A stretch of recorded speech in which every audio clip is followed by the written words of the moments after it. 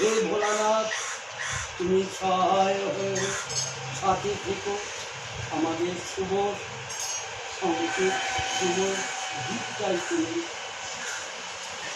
হে প্রাণীর প্রিয় সবার কৃষ্ণ, তুমি তো আমাদের প্রাণের মধ্যে রয়েছো। আজকের এই শুভ কাজে তুমি আবিষ্কৃত হয়ে আমাদের পাশে থেকো।